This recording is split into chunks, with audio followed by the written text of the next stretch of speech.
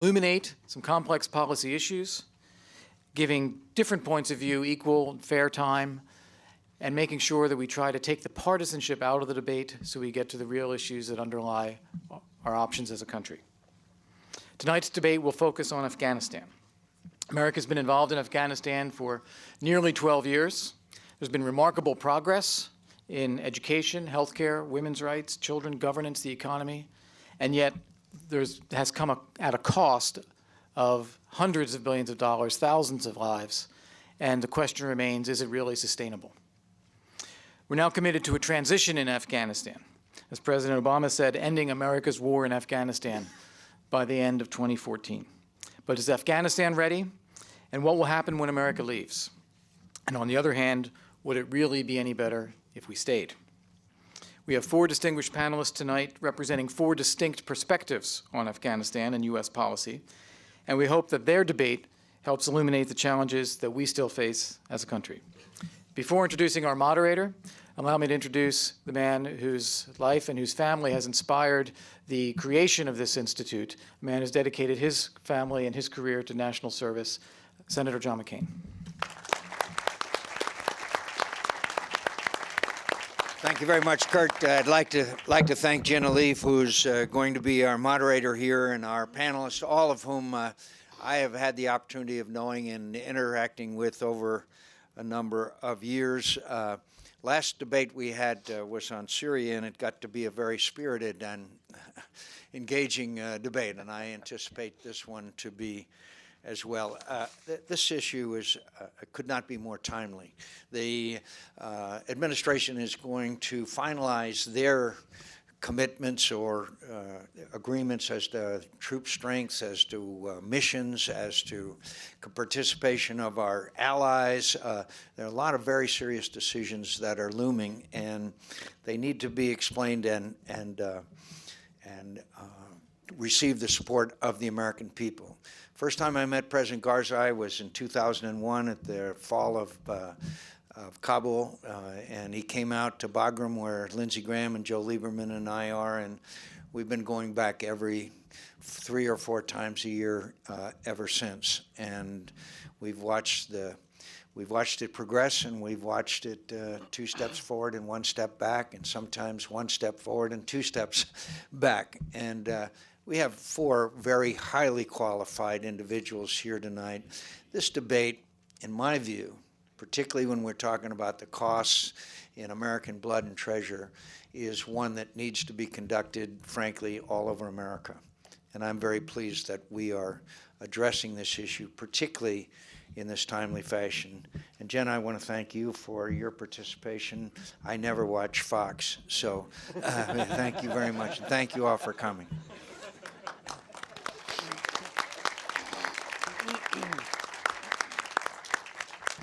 Okay, as we saw, we have a number of guests from Afghanistan in the audience, and I understand that many more are watching online in Afghanistan. In fact, I heard a story that the Foreign Ministry put out a notice to say we'd encourage you to watch this. So for all of you watching here or elsewhere, welcome. This is also being broadcast live on Arizona State University television, and we have students at ASU watching. We encourage you to send in your questions as well for later in the debate. After the opening stages of the debate, there will be opportunities for questions from the audience, so please do think about and prepare your questions. And without any further ado, I'd be very pleased to introduce to you our moderator for the debate, Jenna Lee from Fox News.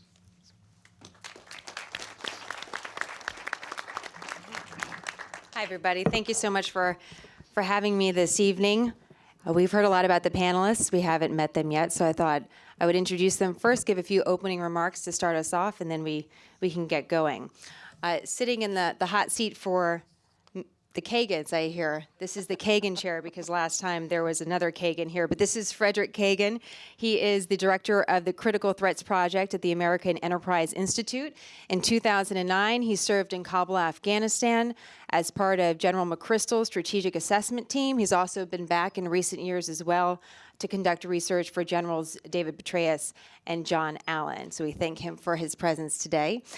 Kenneth Roth is next to him. He is the Executive Director of Human Rights Watch. As you know, this organization operates in about 90 countries around the world. They have a bureau in Afghanistan where Ken has spent some time, so he'll share an interesting perspective for us tonight. As will Steve Clemens. Oh, Steve Clemens is on the end. Seth G. Jones, not to be confused with Seth Jones, the hockey player, right, Seth? Just so we're clear on that. Seth G. Jones is Associate Director of the International Security and Defense Policy Center at the RAND Corporation. He has served as Plans Officer and Advisor to the Commanding General of U.S. Special Operation Forces in Afghanistan as well. And finally, Steve, sorry about that. There you are. Steve Clemens, Editor-at-Large for The Atlantic. He's also publisher of The Washington Note. You know, talking about war for me is, well, I believe I offer a little bit different perspective than a lot of moderators out there in that I haven't actually been to Afghanistan, although I have wanted to go. My grandfather was actually a war correspondent for the Associated Press during World War II, and his nickname was Lucky Lee because he never lost his typewriter. And I can't imagine what it's like to cover a war with a typewriter, but he did. I come at this from a little different perspective, and it's appropriate because of where we're at tonight. My husband is in the audience. He is a decorated Navy combat veteran, and when we met, he was serving as officer of a Navy SEAL team. So I watched him deploy. I have buried friends, and you know, war is personal. Policy is really personal. And it's something that I think we should reflect upon a little bit tonight as we open up this conversation. A couple things just want to put out there for how long we've been in Afghanistan. We have actually been in Afghanistan longer than the Civil War, World War I, and World War II combined. It's the longest war that we've fought with an all-volunteer force. We've spent more than $500 billion in this war effort. Right now, we have 66,000 troops at war, another spring fighting season yet to come. Interesting this week, just a little news for, again, some more context. President Karzai this week made claims that some of our special forces are harassing and torturing and murdering local people, claims that are not substantiated by any evidence as to be found at this time. And one counterinsurgency expert described this as post-withdrawal politics. As we know, we're aiming to withdraw in 2014. We all know the year. We don't know what that's going to look like yet. And that leads us to the question, should we stay or should we go? What is that going to look like? We have two people up here who think we should stay, two that think we should go. They're divided right in the middle for ease of understanding of that, although they have very different reasons for why they think we should stay or should go. And you might notice that they may debate themselves at certain times during this. It's quite a nuanced conversation. At the beginning, we're going to do 3 minutes of opening statements. They're going to give you their positions about why they think we should stay or why we think they think that we should go. And we do have time on that, 3 minutes. If they go over the 3 minutes, the Jaws music, like the Academy Awards, comes in. And that was embarrassing. So we'll try not to let that happen. So, Fred, do you want to start us off? You believe that we should maintain a presence in Afghanistan. Why? I think that the United States has vital national security interests in Afghanistan and in the outcome of the conflict. And I think that we need to do what is necessary to accomplish the mission, which is involved in securing those interests.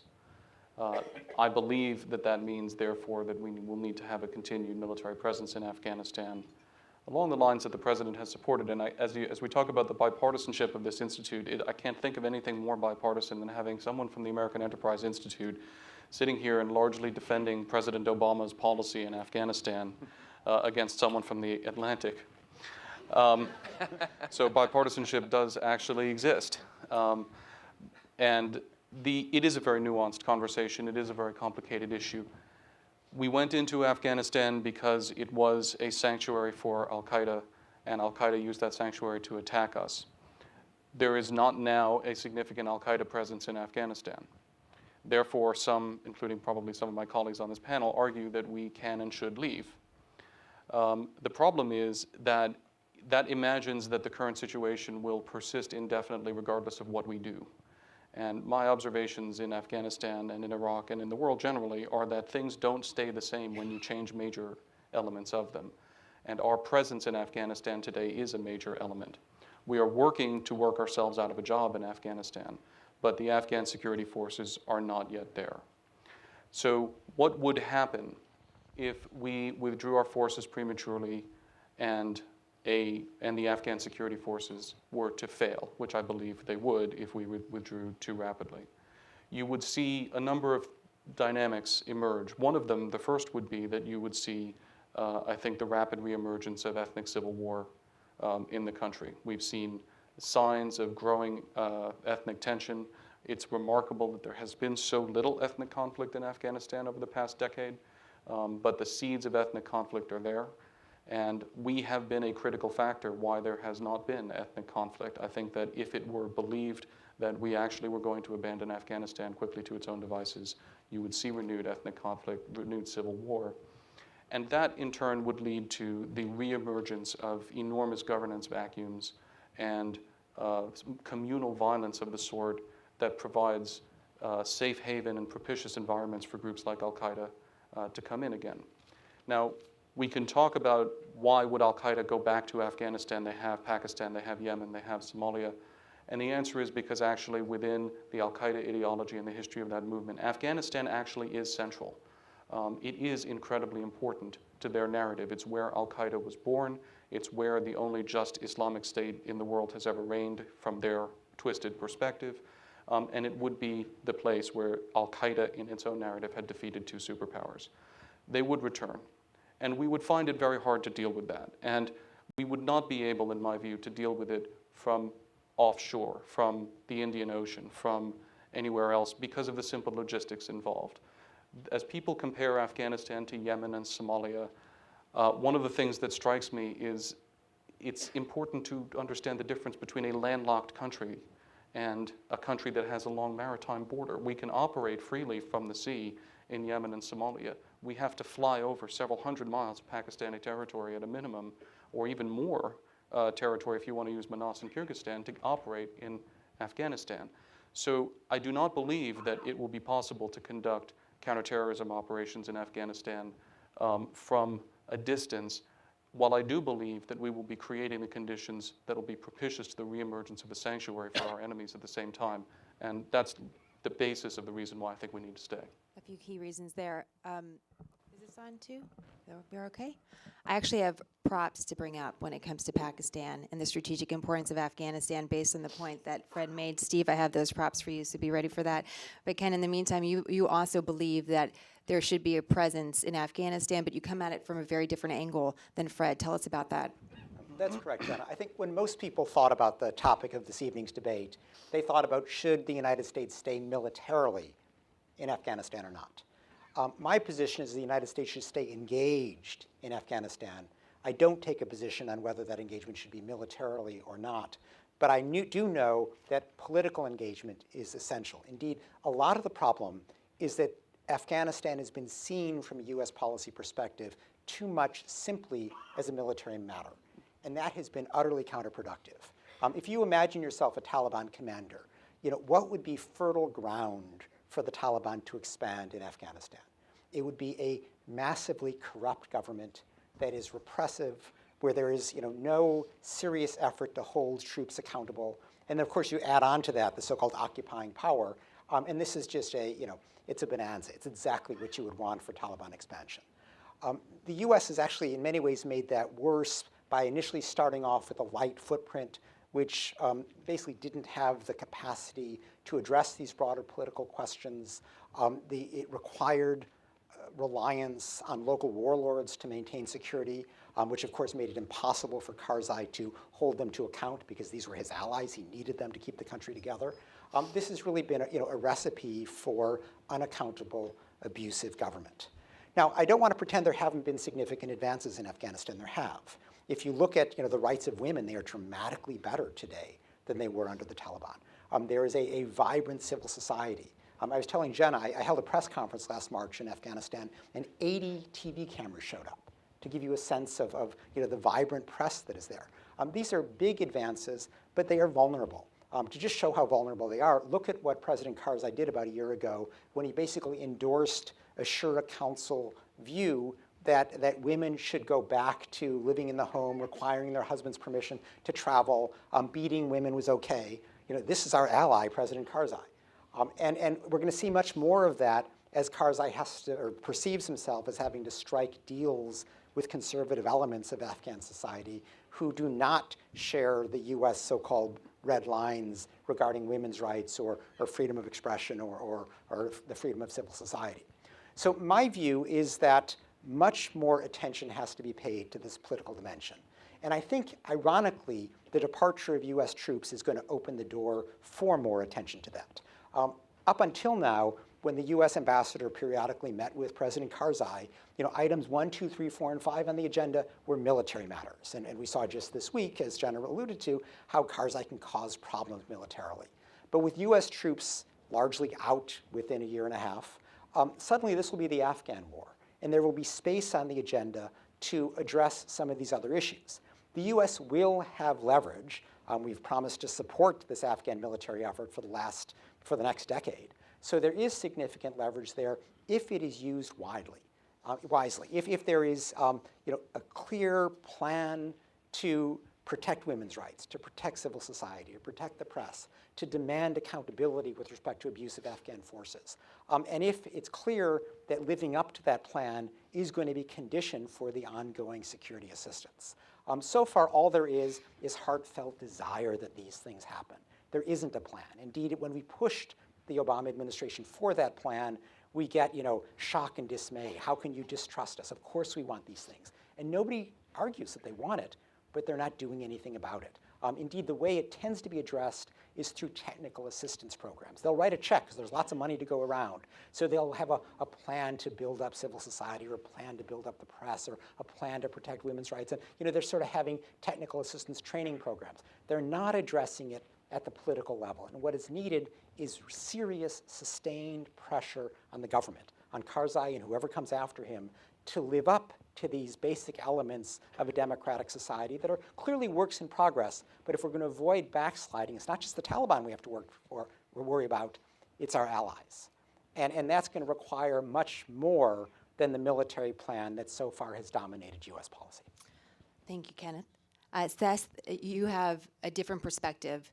You think that we should leave, but there's an asterisk to that. So tell us a little bit about your position about why you think we should leave Afghanistan. Yes. And when I use the word leave, I mean downsize. So you'll see I probably sit somewhere between several of the people sitting here. Let me just start off by saying when you actually go through what's now the declassified archives of the Soviet Politburo discussions in the mid-1980s, where the Soviets, in my view, ended up losing in Afghanistan was actually not in Afghanistan, it was in Moscow. And it was the pressure that was put on Gorbachev from mothers of Soviet soldiers that were killed in the country and the economic and political collapse of the country that led to, in part, to the decision to withdraw. I would argue from a starting basis, we are in a different situation than we were in 2001 or 2. The Afghan support for the U.S. presence, at least a major U.S. presence, has definitely declined. It is widely, that information is widely available on a range of public opinion polls. Second, the American support for the war has clearly gone down in a significant way. Based on that reality, and that's partly based on the economy and other pressures, the war in Syria right now, which the McCain Institute has debated already, as well as the rise of China, have pushed U.S. foreign policy to look at other areas as well. I think what that means is that the footprint and the strategy have got to evolve with those conditions. So what's my argument along these lines? First, I would agree with Fred here that I do think there is a national security interest in remaining, but I'll outline what that looks like. And that is, there is an al-Qaeda presence in Afghanistan today. I was up along the border several months ago in Kunar. There is an al-Qaeda presence today. There is some external plotting that appears to be going on from there. There are individuals like Farouk al-Qahtani who are involved in establishing a small al-Qaeda safe haven. That border where the al-Qaeda leadership sits on the other side of the border in Pakistan is there, and that border is extremely porous. So there is an interest here, as well as, I would argue, to have safe havens like that means that they have allies, both Taliban and Haqqani network allies in Afghanistan right now. But what are the conditions and what does that threat mean as we look forward? I would say several things. One is the goal of the U.S. should be deterring and defeating al-Qaeda and other terrorist groups. 2010, the U.S. was hit, or nearly hit, by a Tehrik-i-Taliban Pakistan attack in Times Square. The year before was Najibullah Azazi, who had been trained in Pakistan. So this is not just an al-Qaeda issue. We've seen an increase in Lashkar-e-Taiba operatives in Afghanistan as well. There are concerns about growing militancy. Second, the U.S. should work to prevent the overthrow of the Karzai government and its successor after the 2014 elections from a Taliban takeover. That should be prevented. What does that mean from a military? Ken talked about the human rights aspect. From a military perspective, what I would argue is if you look at U.S. efforts in places like the Philippines, El Salvador, Colombia, there is a strong argument for continuing to have a robust special operations presence and intelligence apparatus that can conduct not just counterterrorism strikes, but assist the Afghans on the counterinsurgency front. So this does become an Afghan war, but with a much lower U.S. profile. I would also make my final comment by noting we often forget we still have U.S. forces in countries like Colombia. They're just playing a much more role well below the radar screen. But they've been training Colombian forces in what's still a low-boil insurgency. So I think we have several decades in the Colombian context. I think if we have a fairly low but robust soft special operations and intelligence presence, we'll have an ability to continue this struggle, but from a much lower U.S. footprint.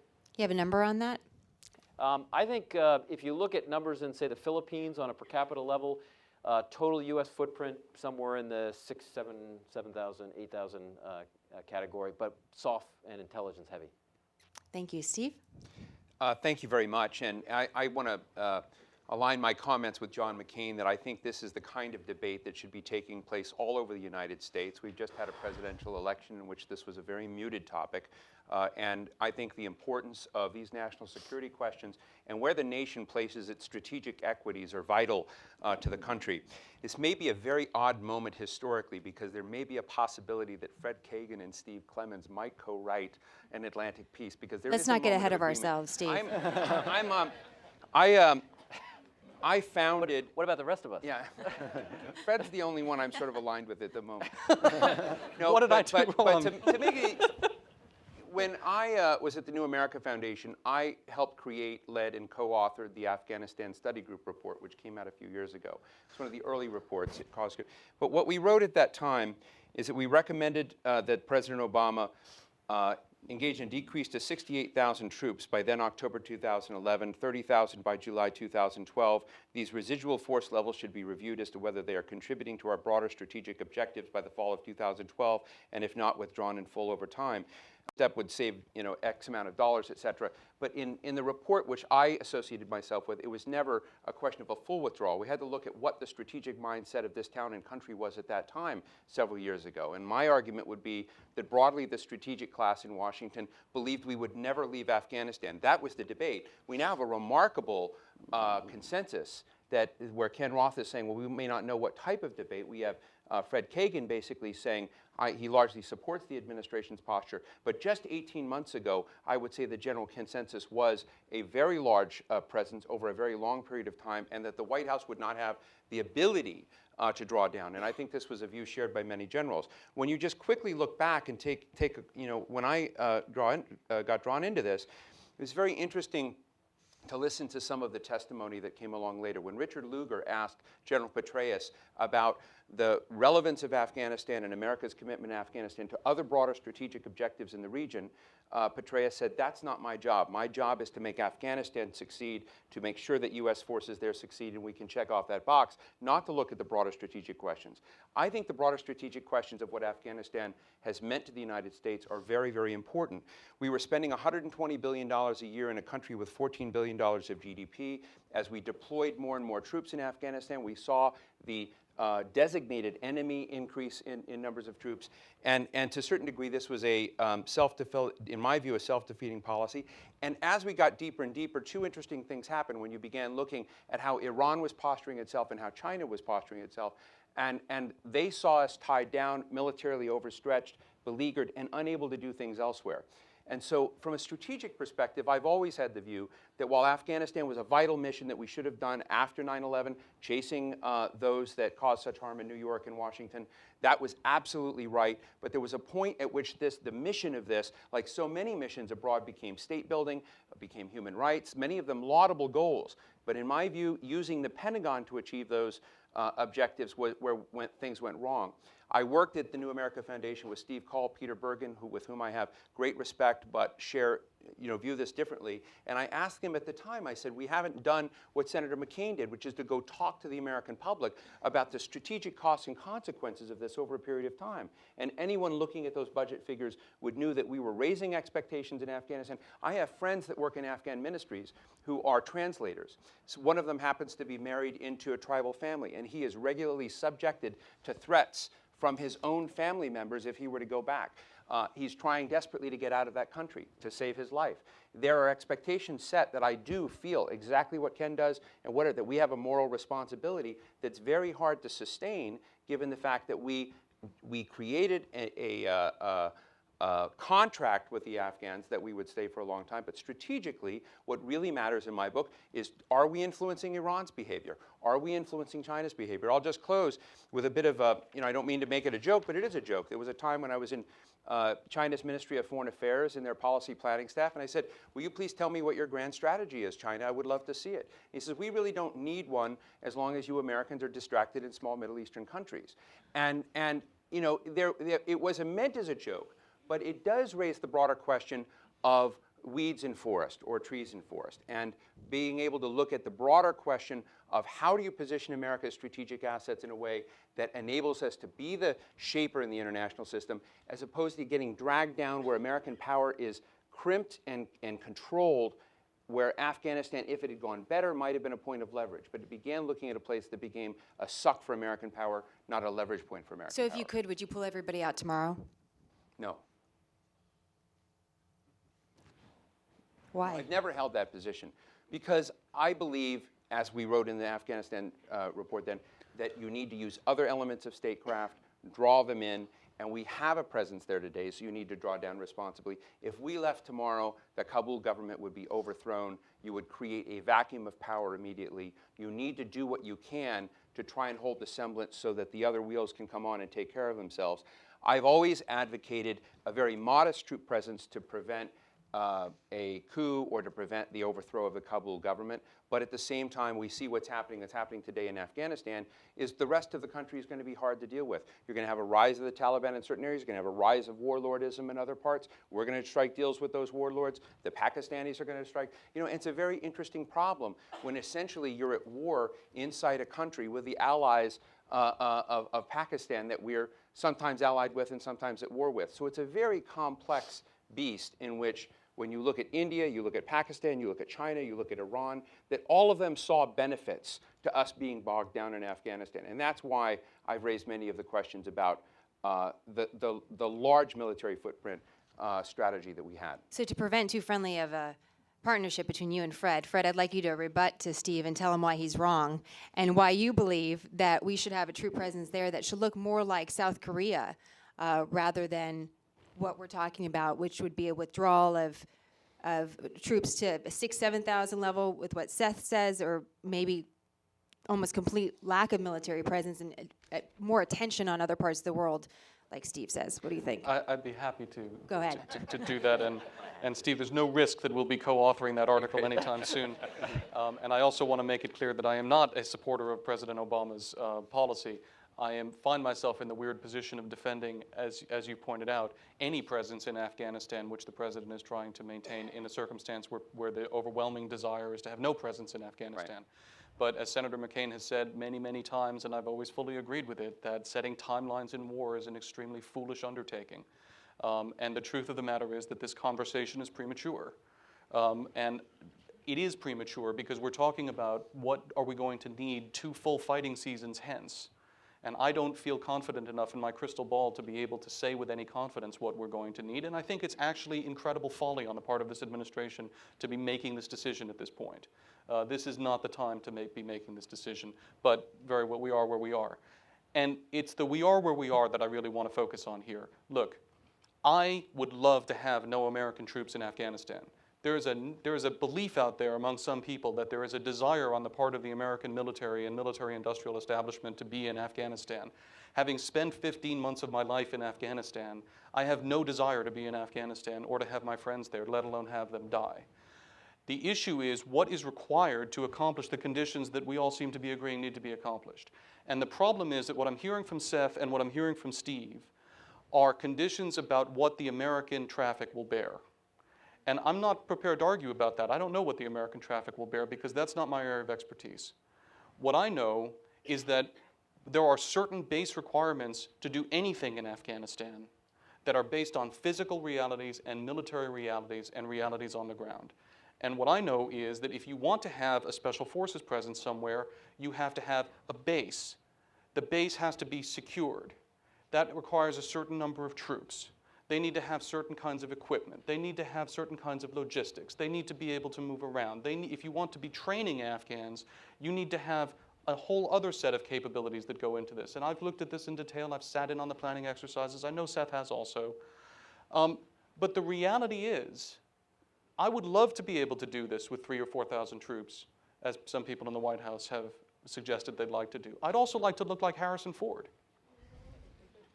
Neither one of those things is going to be feasible, I'm afraid. So I have to look at the actual realities and say what is required to have any presence in Afghanistan realistically if you're not prepared to have another Benghazi, if you're not prepared to contract out your own security to local Afghan militias, which I, for one, am not comfortable doing.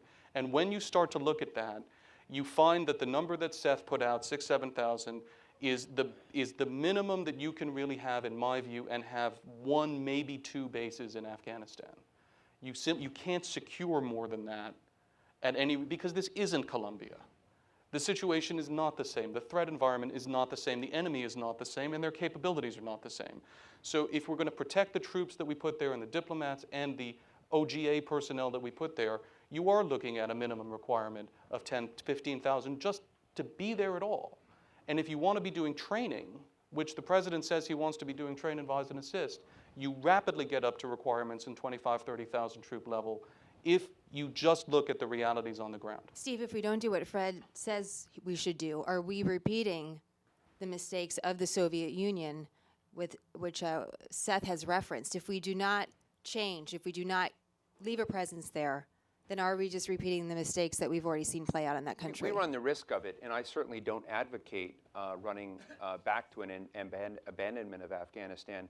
You know, I once tried to get the Open Society Institute, which is associated in front of with George Soros, to support one of our programs that raised a lot of these questions on Afghanistan, and they said, you know, the chairman in Afghanistan is saying, we have women who are getting educations in Kandahar because of those U.S. soldiers that are there. And I think that's a very powerful link. And I want to be very humble about this. This is not something to be humorous about. But at the same time, I think that there, as Ken was saying, he is ambivalent, maybe unsure about what elements of American engagement there should be. And what I've seen happen is a real rise in the sense that the Pentagon can deliver on virtually all subjects, whereas virtually every other element of, whether it's USAID, whether other elements of statecraft, whether it's UN agencies and others, they have key responsibilities. That I once talked to Tony Zinni, and he was very, very, this is General Zinni was very dismissive of the aid and development functions of non-military units, that they didn't have the discipline, they didn't do the scenarios, they didn't make the engagement. And I largely agree with him. And we should expect much more from these agencies that are engaged in international, so that a country like Afghanistan, in which the United States has had a large presence, have other options. But it's not going to be the same, and we raised expectations in a way. When I come back to this number of $120 billion a year spent in a country with a $14 billion GDP, our performance should have been better. The place, we saw $9 billion leave that country in a month through a bank corruption scandal. It is a real mess. And I think people living in Kabul today, many of whom I talk to, are very, very concerned about what will happen when the U.S. draws down forces further. So I get that, and I don't want to abandon them. But I don't believe that you should deploy U.S. military men and women and deploy resources in the Pentagon indefinitely for indefinite outcomes when they don't check off the strategic boxes. The highest strategic concern I have in the world today right now is the course of Iran, and making sure that Iran knows that the United States has capabilities and military resources to deal with it. I also don't like to watch the Pentagon's assessment of the enemy grow in concomitantly and consistently with the troop levels that we have. That was a shocking thing to see. So that the more we went out into communities, the more enemies we were building. Somebody had to basically take a look at that and say, what are we doing here? What are we creating? And are we not in a trap that then Pakistan, Fred, I think, is absolutely right. I agree with him in the way he defined the basing issues, the logistics questions, the supply, but that puts you in a position of dependency on that neighborhood, puts you in a position of dependency on Pakistan, which I think is one of the most dangerous nations in the world today. And so the deeper we're engaged in Afghanistan, the more we are, in fact, caught in an Indian-Pakistani game that I don't think we fully understand. And unless you have a Pakistan strategy, unless you have an India strategy, unless you have an Iran strategy, being sucked deep into Afghanistan, despite the humanitarian concerns, is the wrong place for U.S. soldiers to be. Seth, go ahead. I'm going to disagree a little bit with both of my colleagues here. First, on the Steve front, Steve, I do think, and I was waiting to hear something along these lines in your initial comments and didn't hear it, but I'd like to draw you out on it, because I think when it comes to whether and what kind of presence the U.S. has in Afghanistan, the question has to be, what is the threat to the U.S. homeland coming from this area? And if there is none, and if your argument is that the threat from al-Qaeda or groups in Afghanistan and Pakistan is zero, then I would say there is an argument for leaving despite human rights issues. That is not the case right now. Therefore, I think it is in the U.S. interest to stay, because that threat, while degraded, remains and has the possibility of resurging. On the troop level issue, I'm working on a book right now that looks at a whole range of factors that have contributed to counterinsurgency success, roughly 135 cases. What I point out, just in response to Fred's comment, is there is in general an inverse correlation between the size of an outside force and counterinsurgency success. What you actually find is size matters to some degree, but it is the local element that is absolutely fundamental in providing a sustained counterinsurgency presence in winning a war over the long run. A large U.S. presence, in my view, historically, and there are some outlier exceptions, generally has been inversely correlated with counterinsurgency success. In fact, what you see is several factors generally come to the surface in counterinsurgency success. One is the competence of national and local security forces. This will become absolutely critical over time. That is the Afghan National Security Forces. The quality of local governance, which can undermine and to some degree has undermined local support. And then third, the issue that Steve brought up, which is outside support. Whatever we do in Afghanistan, with an insurgency that has a command and control node across the border in Pakistan, that is the Taliban's Inner Shura, as long as it continues to exist in places like Balochistan and Karachi, the odds of winning in Afghanistan are terribly low. And so I think we've got to move to this issue sooner rather than later, because this is not just an Afghanistan issue. Ken, would you like to weigh in quickly? Because we will move to Pakistan in just a moment. I'd like to, first of all, distinguish between U.S. counterterrorism and counterinsurgency goals, because I think they're very different issues, and we've been merging them so far in this debate. With respect to counterterrorism, yes, Afghanistan is going to pose an al-Qaeda threat for a long time, but so will Western Pakistan, so will Somalia, so will Mali. It's not clear to me that that in and of itself justifies a massive troop presence. Indeed, what I draw from those 4 situations is that the terrorist threat thrives in situations of either bad governance or no governance, and it loves the two together. And so if you look at, why is there a terrorist threat in northern Mali, for example, it's because of the traditional neglect of the Tuaregs there. Why is there a terrorist threat in Somalia? It's because there was no government at all. We do have an interest in enhancing the capacity of the Kabul government to govern all of Afghanistan and to govern it well. And that's where I think the counterterrorism interests merge with the counterinsurgency interest. Otherwise, Afghanistan is just another country facing an insurgency, and other than the political embarrassment of the U.S. Losing Kabul after all these years, there isn't any special interest there. But there is, I think, a U.S. interest in seeing good governance spread across the country. That's going to be the best way over the long term to avoid both the Taliban resurgence and an al-Qaeda resurgence. Now, the problem is that the way the U.S. has gone about that has really been, quite ham-fisted. There's this talk of the surge, but yes, the surge has made progress in say, Helmand and Kandahar. Those are the 2 provinces everybody likes to cite. But if you look elsewhere, the trajectory in many ways has been downhill for the last 5 years. I mean, just a year ago, when that awful situation of the young woman in Parwan province who was executed because she was had this rivalry between 2 Taliban lovers. Parwan is where Bagram base is. I mean, it was 100 miles from Kabul. And this is where the Taliban are already coming back. The surge has had limited impact.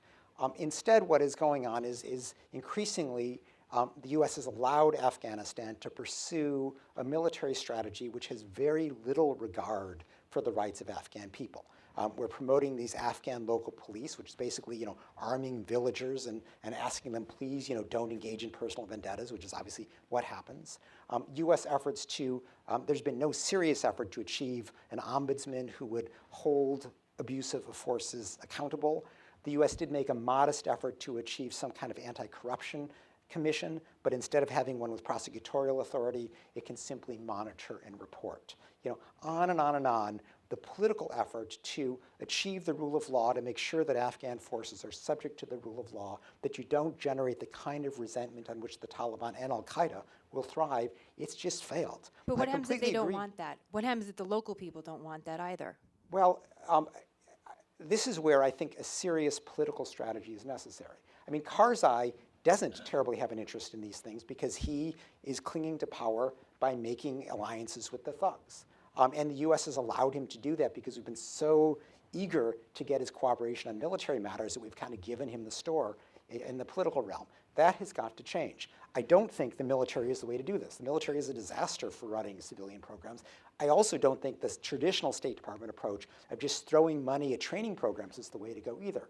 What is needed is a serious conditionality, a political effort to tell Karzai, you want the U.S. funding your military for the next 10 years when it's your war, not ours. These are the conditions. These are the bottom line rules you've got to live by. So We're not doing that. Why not just kill the bad guys, though?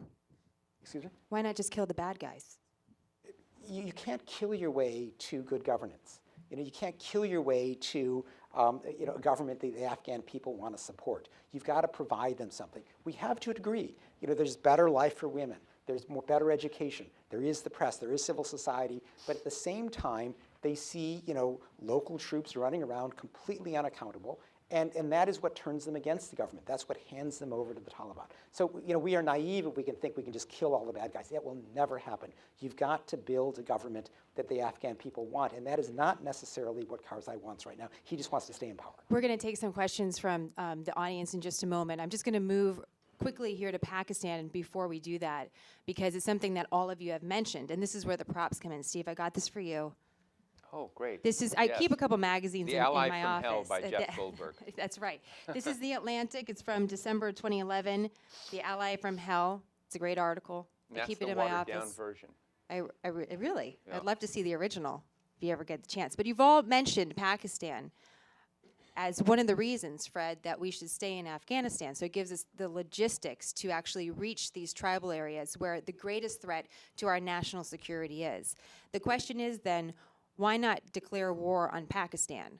Why keep people in Afghanistan? Why not take Pakistan on directly instead of using Afghanistan as a strategy? That one's real easy to answer. 180 million people, more than 100 nuclear weapons.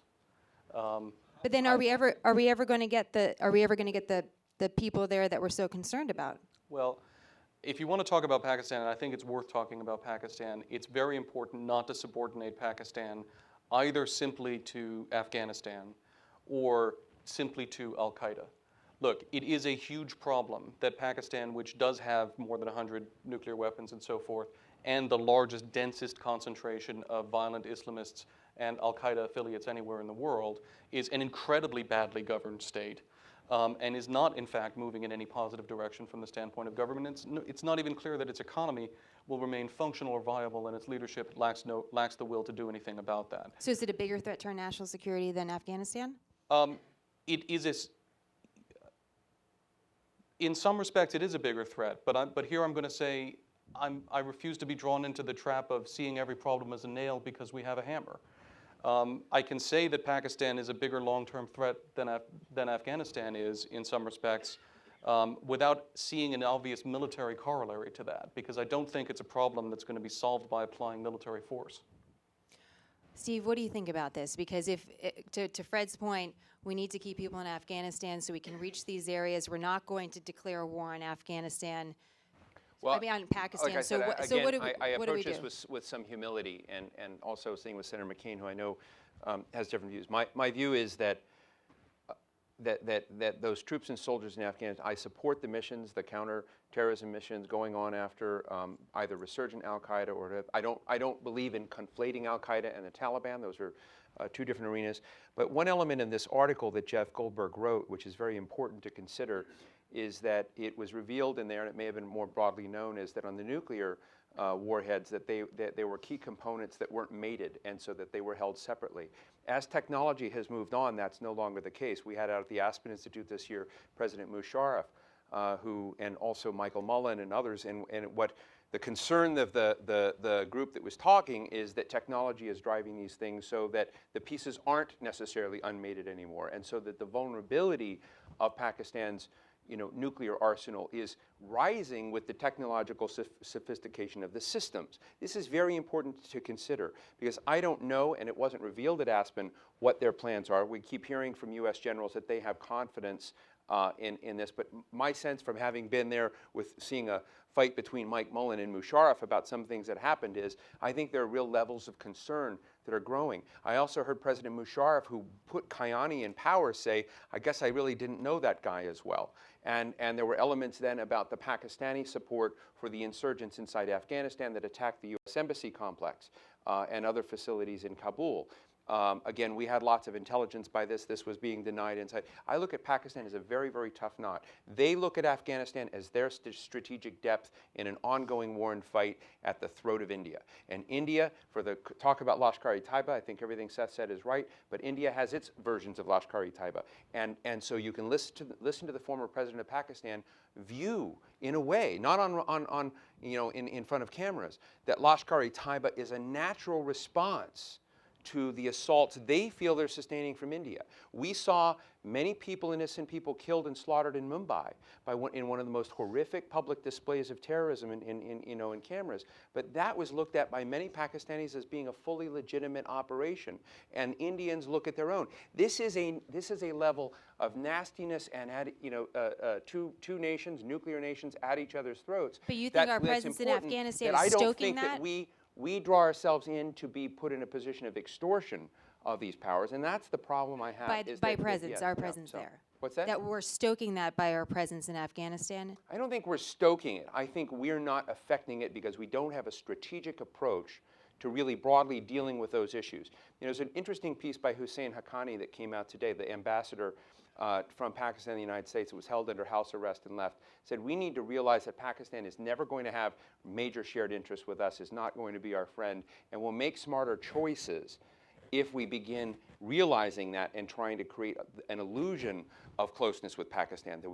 Now, that doesn't lead you to real easy policy prescriptions, but we need to understand that throwing 6,000 to 7,000 troops inside Afghanistan with limited counterterrorism, perhaps protecting the Kabul government, perhaps shaping some kinds of the choices, doesn't mean owning the outcome in Afghanistan. We can no longer own that. There was a very important change that I think Joe Biden influenced in the president's rhetoric. We stopped talking about targeting al-Qaeda and its affiliates, which is a way of talking about the Taliban, and we're talking about shaping choices but no longer really owning outcomes.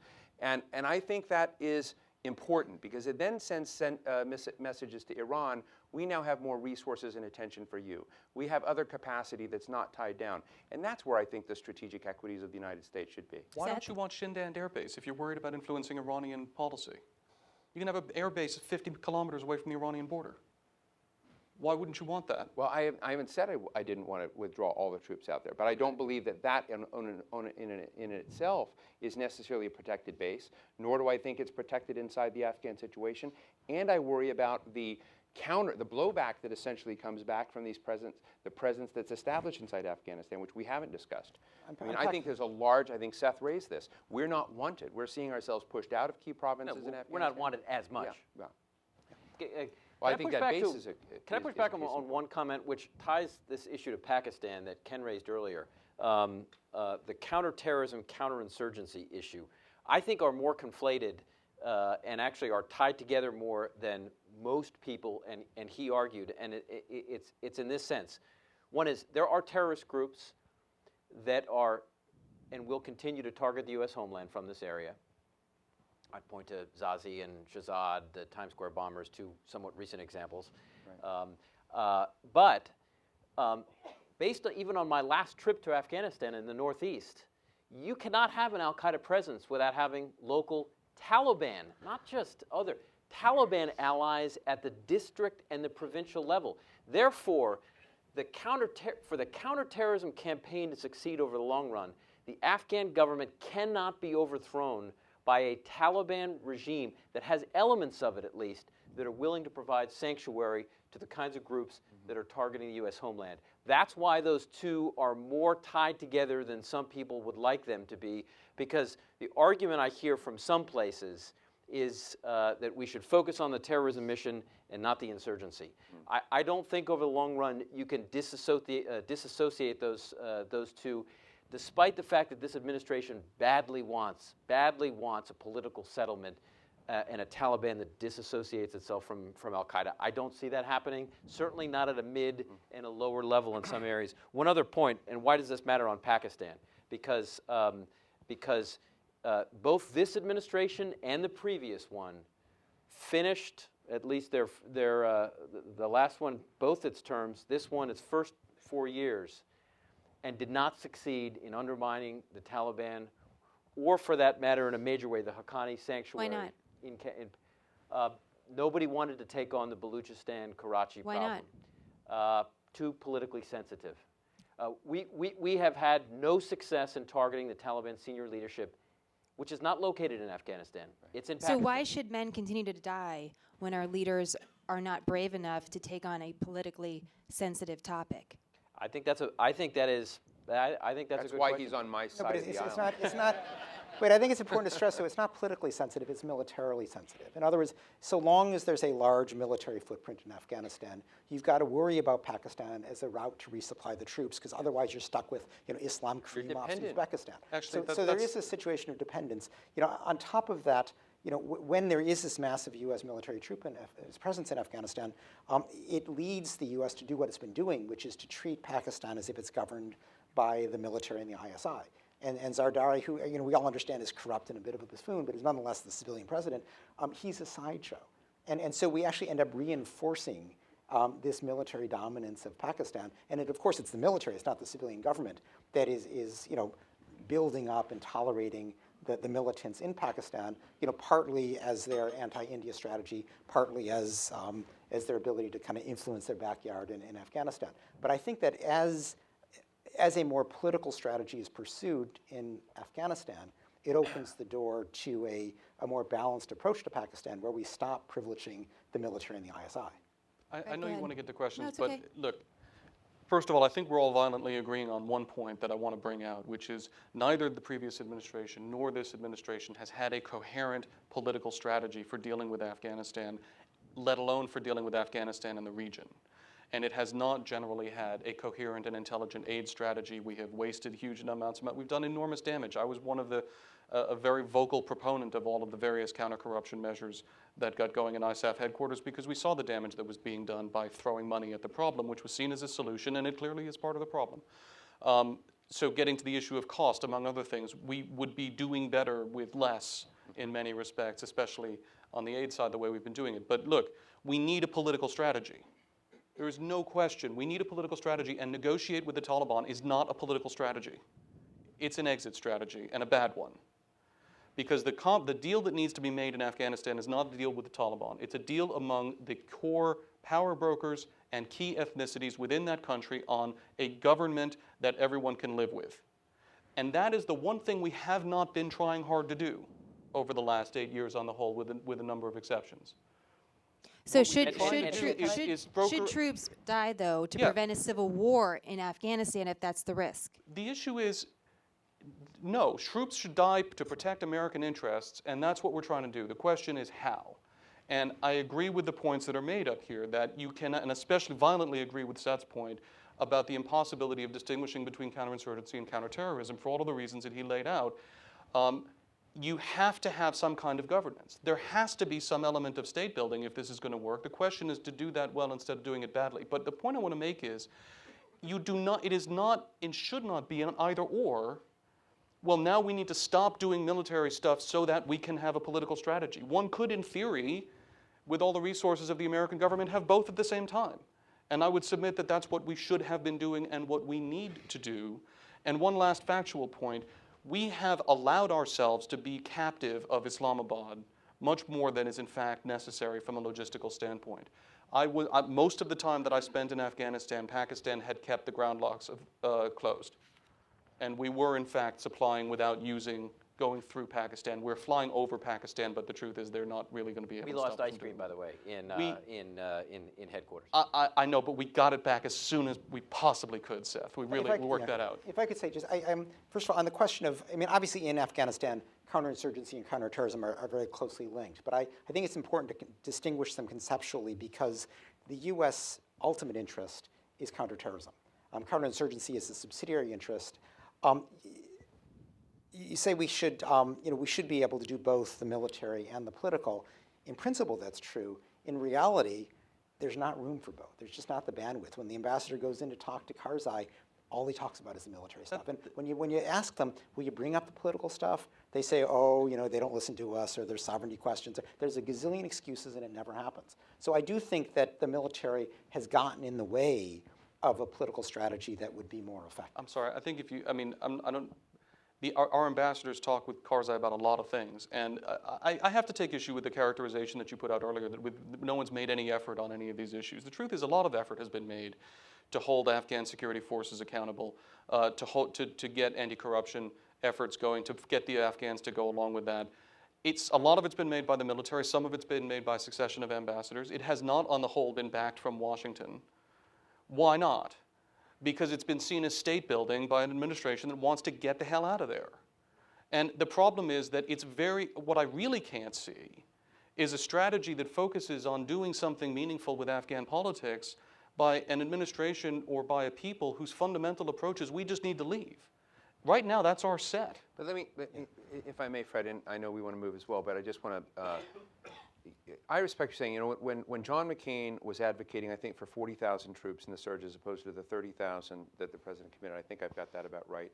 There were people like Bruce Riedel and others advocating much larger numbers if you wanted to get this right. It's a very interesting question, which I think is a legitimate one, to think if you had unlimited resources, you had unlimited manpower to devote and resources, could you have engaged in a counterinsurgency strategy that would have been much deeper, much more profound, much more systematic, where lessons learned. I got to know many of the captains that were sort of David Petraeus's best and brightest. They would go out into villages and they would become the de facto mayors.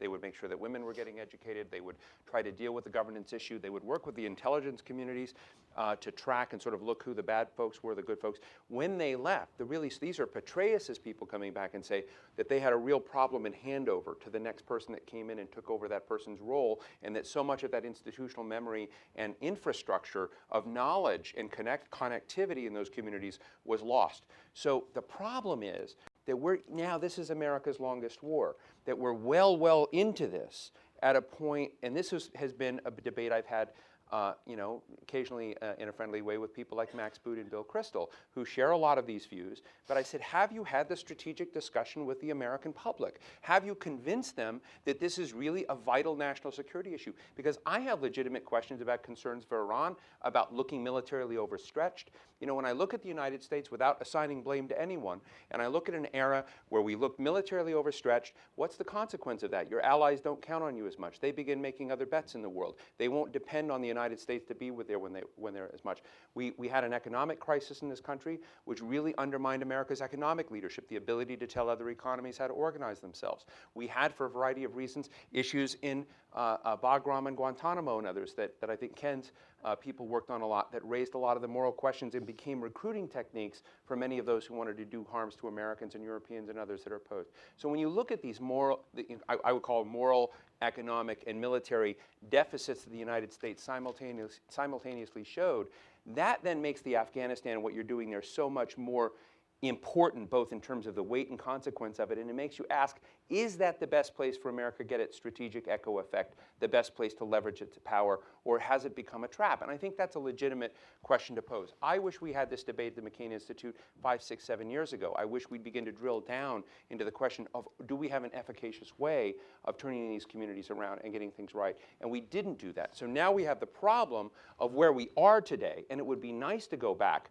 and do all the things Fred's saying, but we're not going to do that. So it's not the question of getting out because of this, and it raises the appropriate question, are you abandoning people in Afghanistan? Some are going to feel abandoned. Are there other elements of statecraft and institutions we should bring in? Absolutely yes.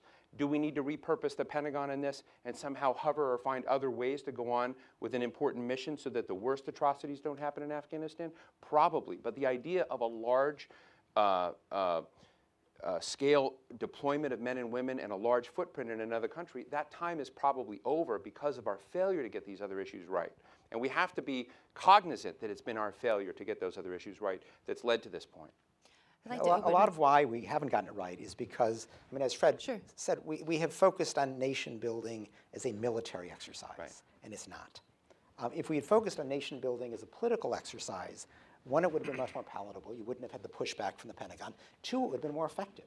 Because you can have a brilliant captain who sits there and is the proconsul for the area, and so long as he's there, everything's run well, but that's not a sustainable strategy. You've got to build up Afghan institutions, which requires putting pressure when those institutions So are the resistant. Afghan institutions going to be able to protect someone like her?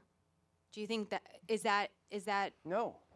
Well, that's This is I can tell you, I've been into the women's ministry in Kabul today.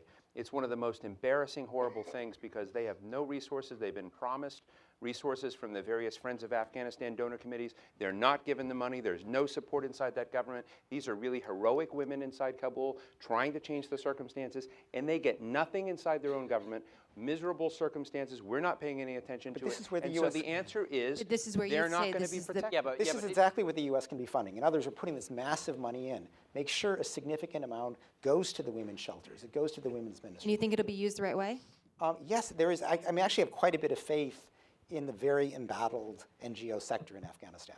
Not the internationals, the locals. So, you ask, can Afghans protect this woman? That's the only choice. The United States is not going to stay there forever protecting women. So you've got to put pressure on the government so ultimately women have a decent chance of emerging as equals in that society. So I know you guys have a lot of questions, and there's been a lot said about the military. So I just would like to open it up with a veteran that's in our audience who served in Afghanistan. Congressman, would you like to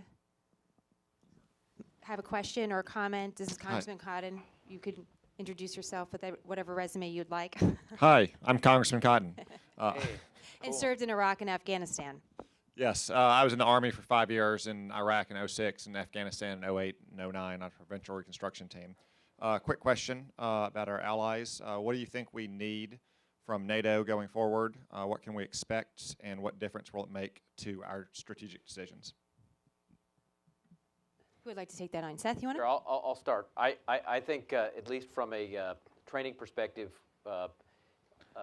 the more the better. If the British can stay involved in both counterterrorism, counterinsurgency, and civilian operations, we're better off. If the Italians can stay to some degree in the West, we're better off. If the Germans can stay to some degree in the North, we're better off. The more I think that we get both development assistance and training efforts to continue from a broader NATO perspective, the better off we are, because I think it does relieve some of the pressure in areas like the North. I mean, How long can we expect them to stay? I think if it's a training mission, that we can expect them to stay for decent periods of time the next several years. I would just say, from a U.S. perspective, U.S. must largely stay focused on the East and the South. These are the most important areas for U.S. national security. Fred? I agree with that, and I think there's a corollary to that that's very important, though, because I value the contributions of our allies enormously, as you do. And I've been at ramp ceremonies for Romanian soldiers who were killed, and I take exception when people talk about the fact that our NATO allies haven't been fighting and dying. They have been. But we created long ago a NATO alliance that was dependent on the American military to do a lot of things, and did not consist of independent militaries that were capable of conducting overseas operations on a large scale and protecting themselves and moving around an environment like this. If we want to continue to have NATO allies in Afghanistan, we are going to continue to have to enable them. Or we're going to have to continue to enable them. We're going to have to continue to provide them with ISR. We're going to have to continue to provide them with some mobility assets. We can call on them to provide more, but what you'll find rapidly is that the cupboard is bare for most of them. And some countries like Georgia, which has had 2 battalions, for God's sake, in Helmand for a long time, fighting heroically, Georgia doesn't have those things. So as you look at the bill that we need to pay, there is a tithe, as it were, for every NATO soldier in Afghanistan that is going to have to be paid out of American support. I think it's worth doing. I think it's worth doing for the alliance. I think it's worth doing for all the reasons that Seth identified. But I think we need to be honest with ourselves that there is a trade-off. And if we're not going to be prepared to enable our allies, if we're going to tell them, you know what, we'd love you to stay, we'd love the Germans to stay in Mazar, but we're not going to give you anything, good luck out there. I don't think we can expect them to stay, and frankly, I think we would deserve a fair amount of odium from them. Steve, on that though, to your point to being concerned about Iran, why should we have our NATO allies stay in Afghanistan when there's places like Northern Africa, for example, or Iran that may be of greater priority to our national security? Well, there's in a way a kind of commons that's developed. You know, we all worked on Libya together. The U.S. and British provided air support in the Mali exhibit. There's a kind of commons of, you can't just, you know, be a la carte on everything. You have to work together. But I think the Congressman's question is a very complicated and important one. A couple of years ago, Senator McCain, you may remember Leon Panetta gave a speech at the Halifax International Security Forum, and I was, in a friendly way, very critical of it, because he only talked about, the coming decreases in the coming era of austerity for the U.S. defense and how this would harm issues. But he, in my view, he didn't talk about roles and missions. And, you know, the old Don Rumsfeld, if he'd been there when he talked about, you know, applying technology and finding other ways to sort of deal with this, you know, keep a robust spirit that America will still be there. It was depressing listening to Leon. And his comment to mostly NATO ministers was, we need you to do more. We need you to hold the line. And they were ticked off. They were saying, how dare you continue to push us when as Fred just said, their cover is bare, but they're basically saying these kinds of things. So I do think that, you know, the training missions and whatnot are important, but Ivo Daalder, Kurt Volker's successor in NATO, former successor, and told me that the training expenses each year at that time were about $12 billion a year, almost roughly the same as the entire GDP of Afghanistan. That's automatically unsustainable. And even at the various other levels of spending, which, if you know, the targeted, what we would provide, what allies would provide, there's still staggeringly high costs for training those soldiers. I think it's very, very important. But when you're looking broadly at the various mixed missions that we have in North Africa and tracking other areas, it's hard for France, it's hard for Germany, it's hard for the UK in particular right now that's seeing things done. So I think that we have to be humble, and we have to figure out how to do the things that we're doing better than we're doing. And we have to demonstrate an efficiency in some of what we're doing that I think we're not. And I think that will help build confidence in our NATO allies in the kinds of requests we would make for them in place. I do agree with everything Seth said, though, in terms of the kind of direction. So hold on, Absolutely. let's get another question, and then we'll continue the conversation. Yes, sir? Can And I write for the Pakistani Spectator, and my question is this: does any one of you have any appreciation that Pakistan has lost more than $1 trillion in terms of opportunity lost after September 11? Pakistan has lost 40,000 civilians. Pakistan has lost more than 7,000 security people. Pakistan, we brought Mr. 10% and these kind of crook and push them on poor Pakistani. I mean, I know these are just statistics because they are Muslim, and Muslim mothers' stomachs are very fertile. They can produce a lot more babies than we could kill them. But is there any way we could show little sensitivity toward poor Pakistani and in terms of going after Pakistan? Have you read Rick Perry, what he said? He said we are leveraging India enough against Pakistan. So the question is, what Okay, about... Let me have you read Senator Hagel? He said that India is financing against Pakistan. Our Indian friend have put literally Pakistan on fire. So, okay. Pakistan is burning. Pakistan Okay, is hold on. collapsing We're not because gonna- of our Kami, involvement come in on. Afghanistan. I mean, please show Kami. little Well, sensitivity toward that poor I country. think it's Thanks. I'm a Republican, by the way, and Democrat. I live in ghetto part of Washington D.C. and So- Democrat friends say that Kami. Republicans love to waste money on abroad. Sir, we can't. and- We Kami, want you're to a friend, we want but to you're get overdoing it. some the answers mic to your back. question. Which is, what about Pakistan, right? That comes back around to, what about the support we've also received from Pakistan and Afghanistan? Is that roughly, generally, what you would like to? So what about that? Ken? Understood. I think We're trying to get there- you an answer. let me just answer with reference to Baluchistan, where the ISI's approach to fighting Baluch nationalists has been to empower Sunni extremists who have been killing in large numbers the Pakistani Hazara Shia who have taken refuge in Quetta. So that's just one set of Pakistanis whose lives are being lost because the military has chosen to support these militants. And the militants don't only attack U.S. forces in Afghanistan, they attack the Pakistani military, and they attack a lot of Pakistani civilians. So what I take from this is the need for all interlocutors with Pakistan to be much more rigorous in standing up to the Pakistani military's willingness to go to bed with these militants because they often find them convenient for the various fights that they're engaged in. My friend, it defies the common logic that Pakistani army would make trouble in their own country in the largest part. It's India that's creating trouble in Pakistani Balochistan. There are 15 Indian The question about, sir, I understand, but you're let me just try to you're get. You're commandeering an event rudely. You're an old friend of mine. Cut it out, okay? We can. There's going to be time afterwards. You could talk about specifically when it comes but to the India. point is, what Cami is saying is that there's a passion about this. There is a sense of who's doing what to whom that's very complex, and many of the grievances that various corners of this, of this corner of the world have are legitimate ones.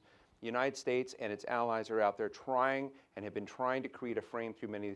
No disrespect to any of the players, but it does involve many passions and grievances that it raises the fundamental question of what can be done. Can America really create a tipping point for change? And is the process of that moving the stock of American power higher or lower? So that's. Well, we're going to take another question. Part of this debate is for it's a U.S. policy conversation, which is why we're coming at it from the point of view of the United States. That's why we're having it today. Seth, I'll let you answer, but let me just get some more questions in. Go ahead, sir.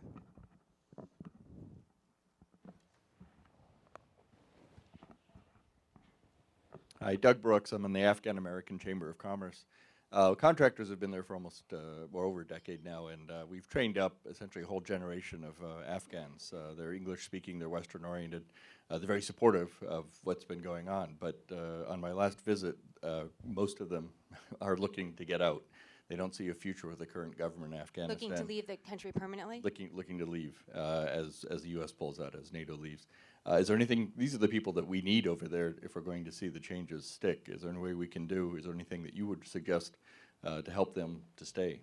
Interesting question.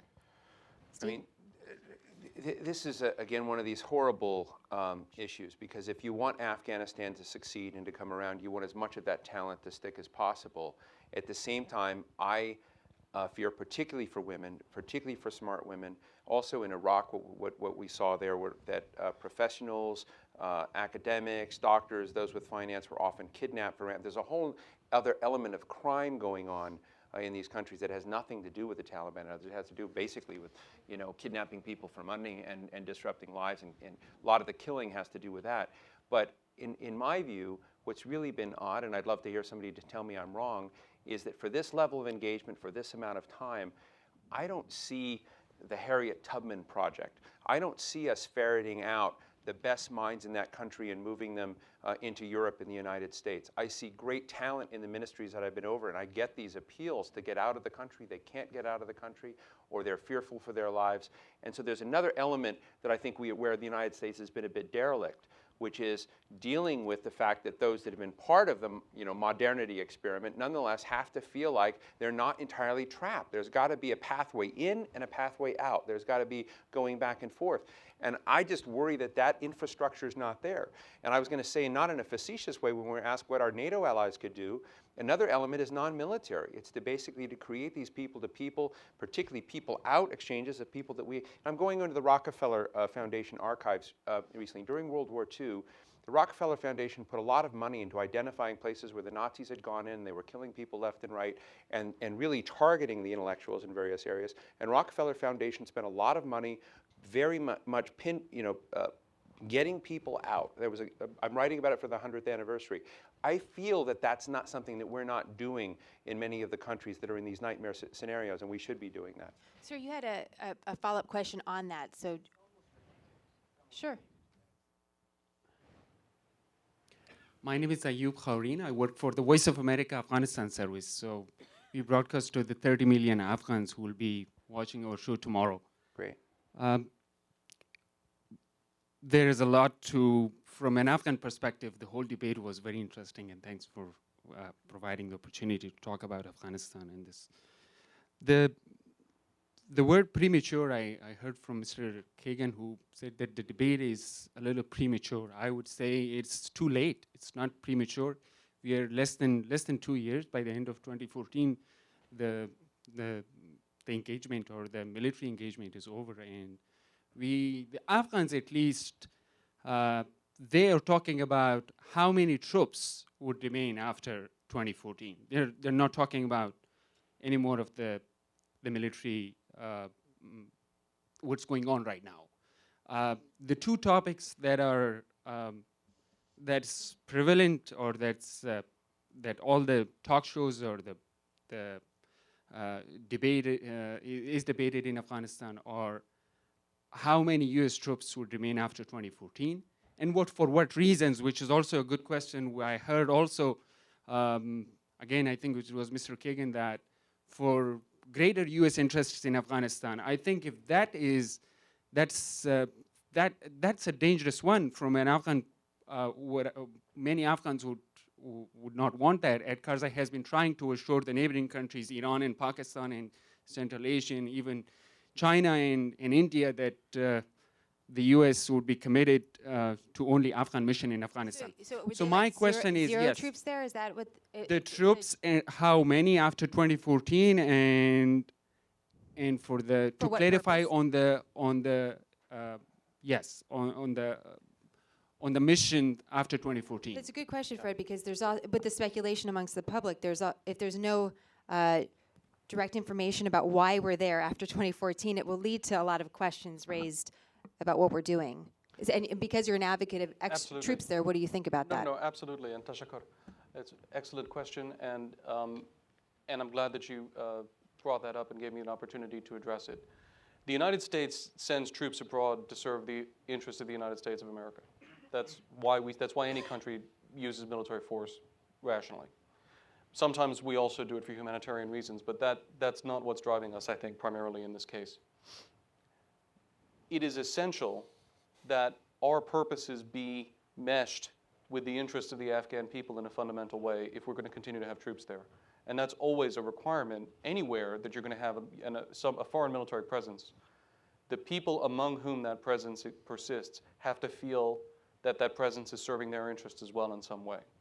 And it's the other reason why I think it is essential that we continue to focus on counterinsurgency, on good governance building, on helping Afghans create a state structure and non-state structures that they find acceptable and suitable. And I do think that we've made a lot of mistakes. It's obvious that we've made a lot of mistakes over the years imposing Western models on Afghanistan and so forth, although it's not as though Afghanistan had a functioning model at the time when we invaded either. But what we need to be doing, and I think what we have been trying to do in some parts, is helping Afghans figure out what they want, what will work for all of their communities, and how to enable that. And our forces can provide a security backdrop and then help the Afghan security forces to be able to sustain that, because that is that we're all agreed on the end state here. The end state, I think we are all agreed that the end state is that you have a stable Afghan government that is acceptable to its people, the basic definition of legitimacy, that is secured by its own security forces that are able to do that with limited assistance from the outside. That's the objective. And we're simply talking about how to achieve that. What I was saying is we, the United States, would commit to that because it's in our national interest for that to be the case. But I entirely agree with you that if we scope our presence in Afghanistan after 2014 down to say we are only there to kill bad guys, to kill people who are threatening us, then there's nothing in it for the Afghan people.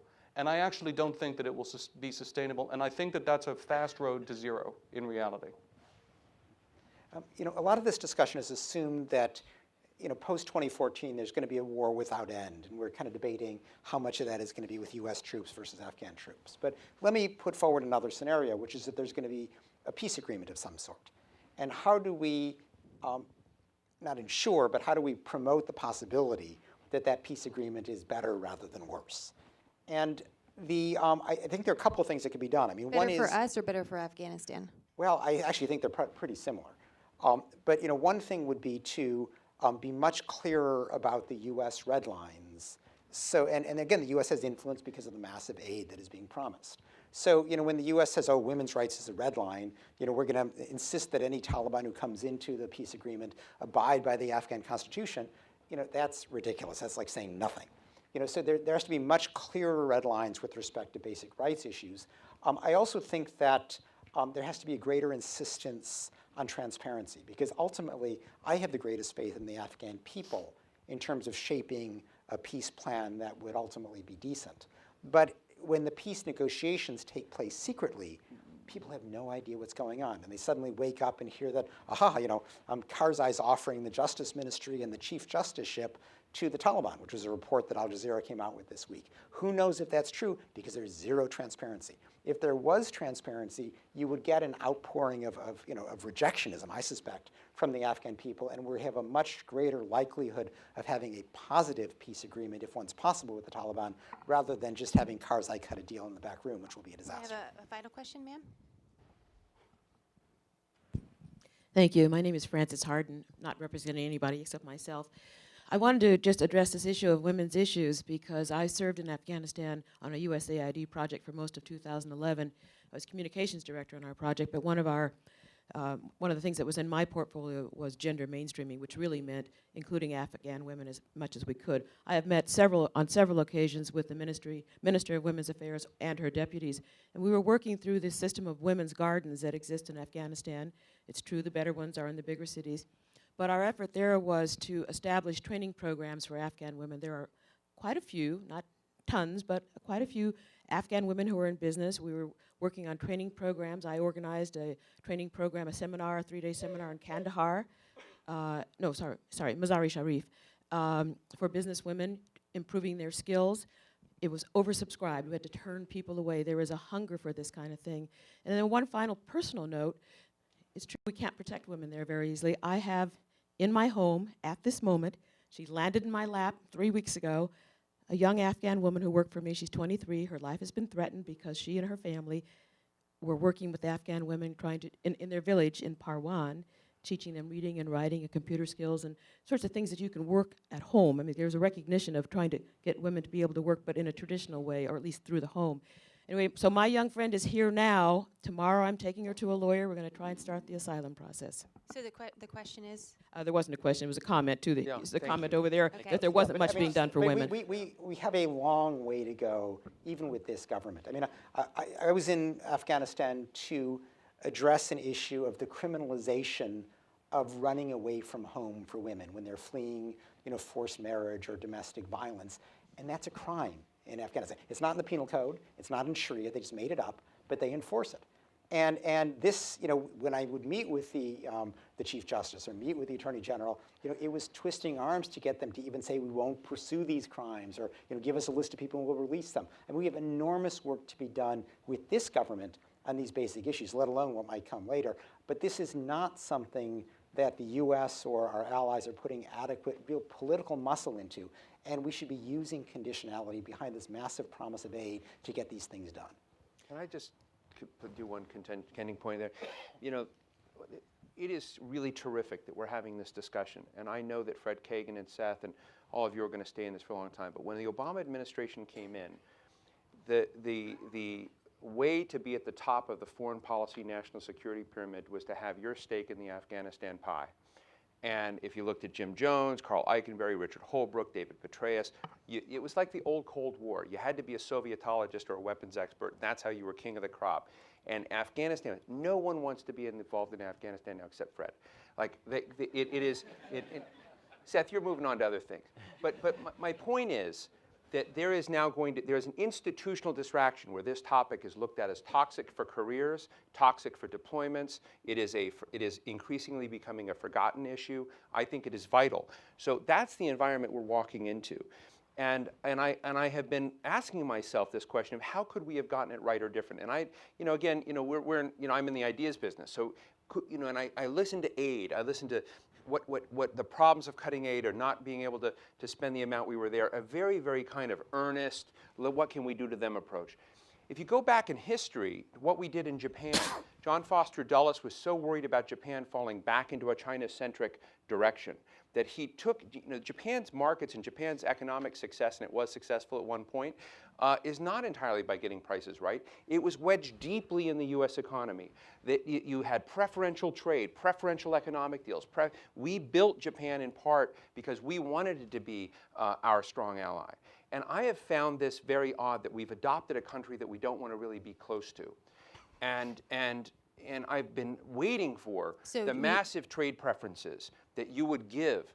The AFL-CIO is going to be very upset, but you would give massive trade. If you want to change the economic vector and horizon for people and where they look to and where they're influenced, it's not through aid and throwing in military.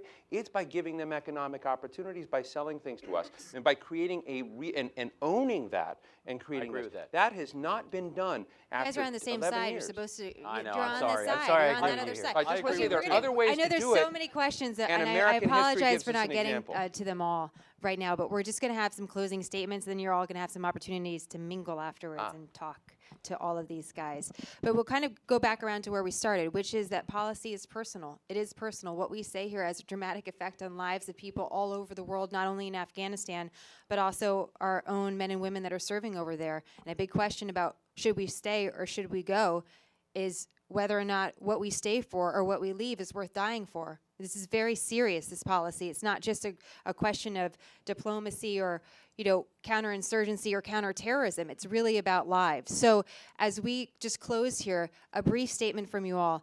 What is the one reason why we should stay? And what's the one reason why we should go? Fred? The reason we should stay is because there continue to be people in Afghanistan and people who will come back to Afghanistan who wake up every morning and ask themselves, how can I kill Americans? And how can I bring this war to the United States? And we will not be able to end that threat until we have accomplished the objectives that we've all sort of collectively described here. And I think we can have a very articulate discussion, as Steve rightly raised questions about the importance of this versus other things. I have done that thinking. I do look at other things, believe it or not, than Afghanistan. And I am still persuaded that this is worth it, but that's reasonable. People can disagree about that. That's why to be here. But I just want to say something about the issue of American war weariness, if I can, because it bugs me. I've never worn the uniform, and so I feel comfortable saying this. The American people as a people have no right whatsoever to feel war weariness, unless by that is meant the weariness of reading and watching other people fight this war. Because the overwhelming majority of American people have not fundamentally been involved in this war, have not fundamentally had to make sacrifices for it. And it's not that kind of war weariness that we're talking about. And what we're saying really is we don't feel like dealing with this anymore. And I don't think that's a sound basis for making policy decisions at the end of the day. And I don't think that it gets you where you need to be. And I think it does break faith at a certain point with the people who actually have the right to be weary of this war. But coming back and answering your question in another way, we may be weary of this war, but this war is not weary of us. And the war doesn't end just because we decide we don't feel like playing anymore.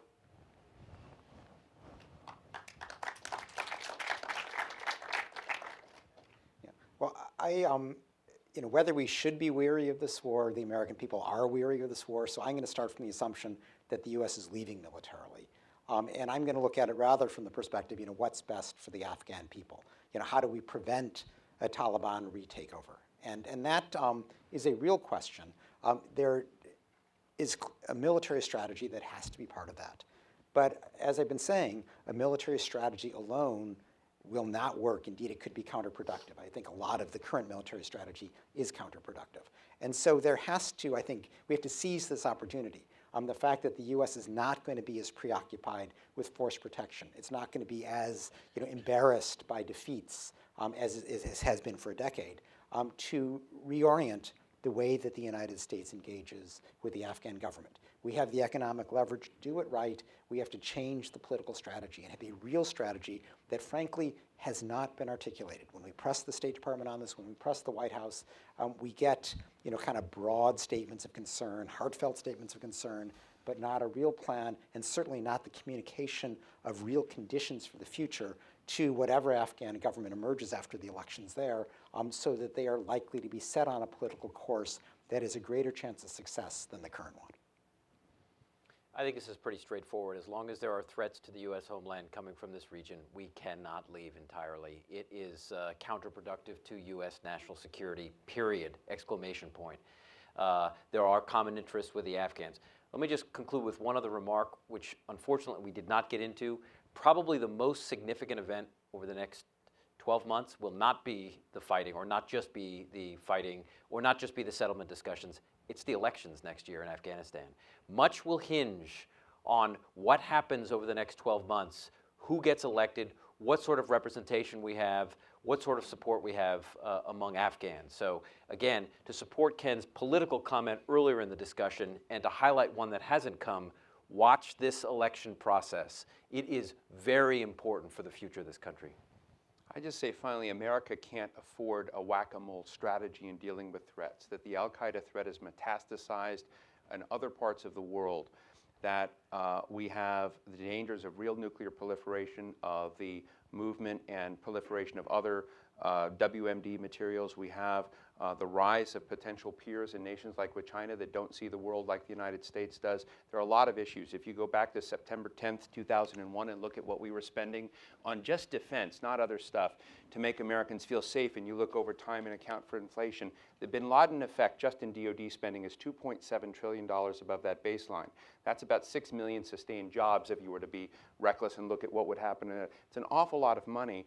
And in many ways, it's been successful because we haven't had other large-scale attacks on the United States. But it does raise the question about how do you get smarter? How do you begin dealing with these other things? And we have not solved the Iran problem. We do have a metastasization of problems. I do worry a lot about what's going on in Africa. And I worry about sending American men and women into a place where we look mired down and stuck, as opposed to leveraging U.S. power. It's very important to always, whenever you're engaged, at the end of the day, I remember the chairman of ARCO, Lord Cook, telling me, if you're an oil man, it's not how much oil you produce or sell that matters. It's whether you have a sustainable situation and whether you have other oil stocks that are out there. U.S. power is much the same. You can go out and do great things in the world, but you can't do senselessly, recklessly, that spend everything you have. You've got to make sure you've got to have leverage the next day to do other things. And that's why I raise questions about Afghanistan, because it feels to me that too many other rivals and observers of what we're doing have been looking at us as stuck and as overreaching. And I think it's important, if we're going to send American men and women in there, we make this matter. And I don't think we've been doing that. And so without strategy, I think it's almost criminal to leave these people there. We do not have a strategy today for dealing with the broad changing parameters in that region. There goes that budding friendship with Fred and that statement. Oh, we'll have a drink later.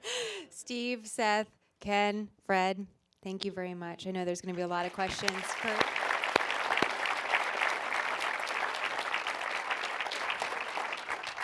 Let me also say thank you to Jenna Lee for your terrific job moderating. Thank you Yes. for that, and thank you Thank you, again for the debaters.